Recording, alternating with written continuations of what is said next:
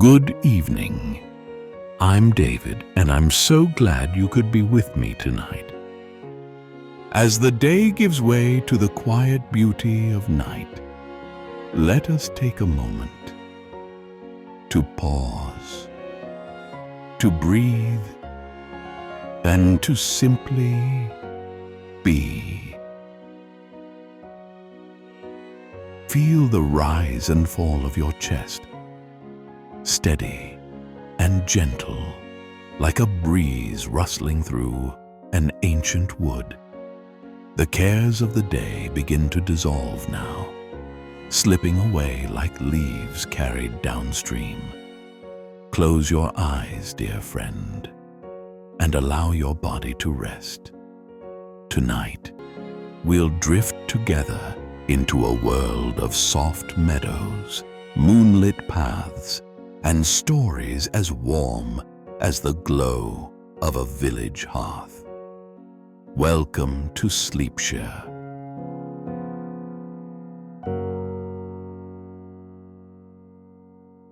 It was a lazy afternoon in Sleepshire, the kind where sunlight draped itself over cobblestone streets like a cozy quilt, and villagers strolled about with no particular urgency.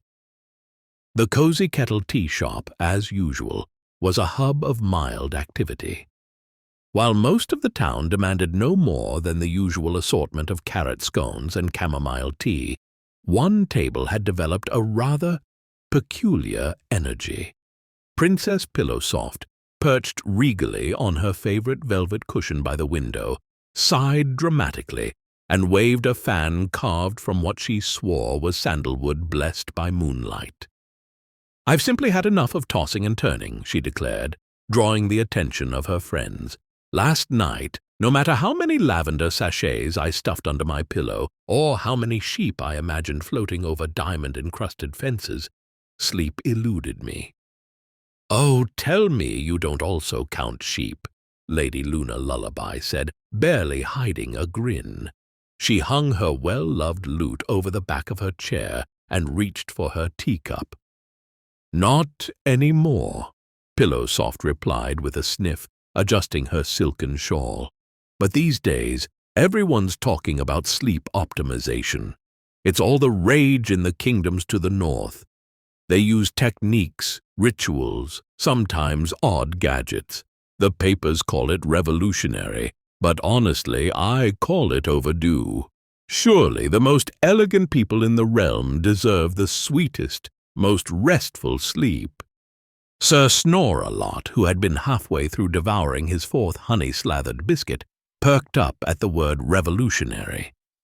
Flecks of crumbs dusted the front of his already crumb-dusted armor.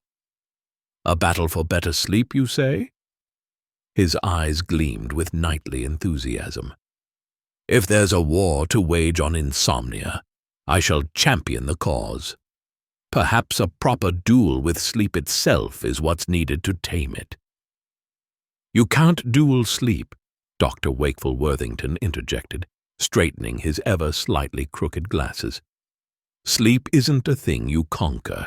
It's a biological state achieved through complex interactions between circadian rhythms, melatonin production, and—" "You've already lost me," Snore-a-Lot interrupted, dipping another biscuit in his tea.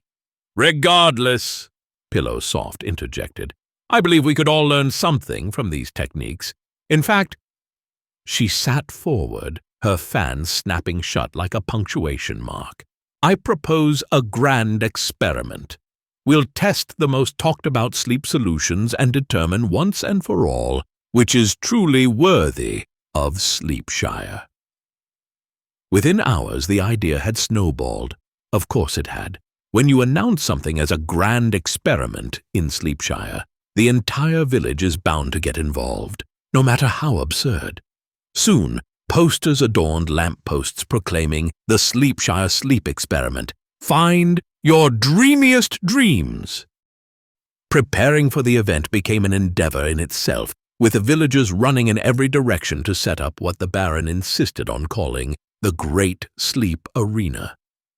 Bedhead naturally took charge of assembling the arena itself. Situated in the middle of the village green, it resembled a giant outdoor laboratory of sleep, complete with makeshift beds, curious contraptions, and cozy spots for testing sleep-enhancing ideas. It also included a towering clock called the somnisphere, which alternated between ticking cheerfully and belching small puffs of pink fog. "It's a device for tracking snooze intervals," Bedhead announced proudly. Nobody questioned the pink fog or admitted understanding what the clock actually did. Several sleep stations were established for testing various modern and not-so-modern slumber strategies. Pillowsoft ensured her station was highly curated, involving piles of silk pillows placed at exact angles for optimal lounging, surrounded by fragrant candles emitting subtle bursts of calming scents.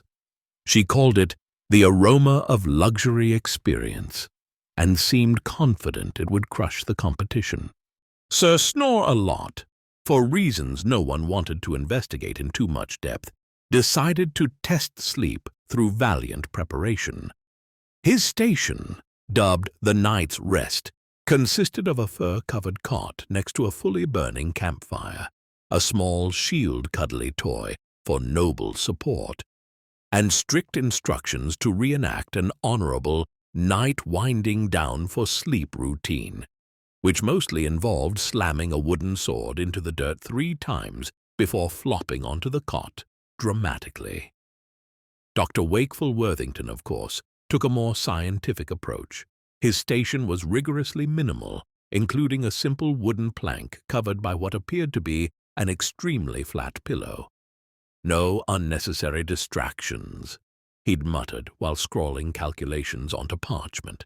He planned to test the efficacy of grounding, or, as he explained repeatedly and enthusiastically, the idea that direct contact with the Earth's surface might align one's electrical potential and lead to deeper rest.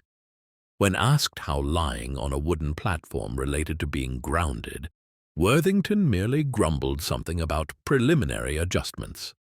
Baron Bedhead's station, meanwhile, caught most people's attention, probably because it hummed, blinked, and occasionally made random kazoo sounds.